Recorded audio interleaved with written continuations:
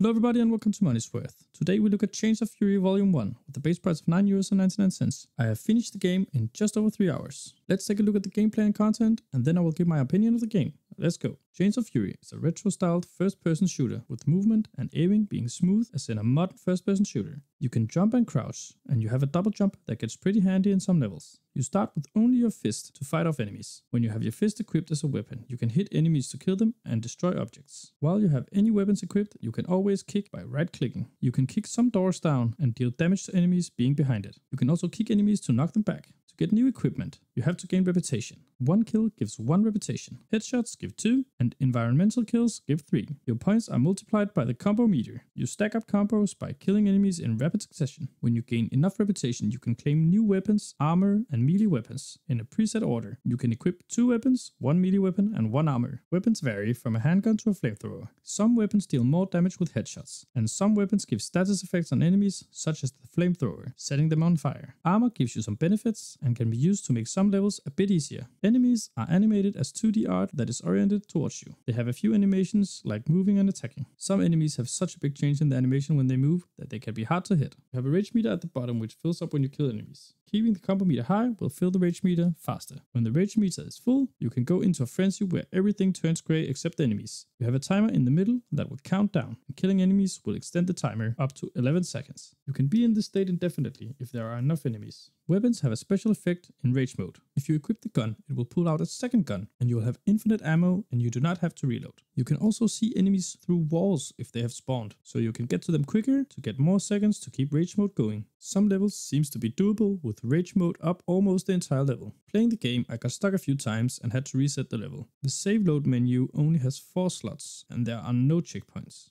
I failed the level to a bug where I got stuck and couldn't move and had to do the whole level again to regain my progress. The gameplay is decent, but there are some things that could be better. Let's move on to the content. If you like my review, consider hitting that subscribe button to get notified of my new videos. Thank you. There are 8 levels in this volume, 2 chapters with 4 issues. Each chapter has a theme and a final boss. The first chapter seems to have a space/robotic theme to it, and the second chapter is a bug/infestation theme. Levels are linear and there are not much guidance on where to go. Sometimes you can see a breeze that will let you know where an entrance is. Otherwise, the game is old school and you have to figure out where to go yourself. Some levels have hidden areas that can only be obtained by having specific weapons, so going back is an opportunity if you want to see all the areas in each level. There are 2 difficulties, easy and normal. The menu says that if you choose normal mode, you won't get any ammo unless you are in rage mode, but I didn't notice that, so I'm not sure how the difficulties work. I finished the game on normal and it didn't really feel difficult at all. There is not a lot of content in this game. Let's see how I rate the categories. The gameplay feels retro, with modern features such as smooth aiming and movement. The gunplay is alright, but there are quite many bugs that drags the score down. I felt the game could have been a bit more polished and still keep the retro feel. I rate the gameplay at 3 out of 5. The comic book theme is cool, but I feel they could have added a bit more story to the game. The levels are not very different from each other, and there could have been a harder difficulty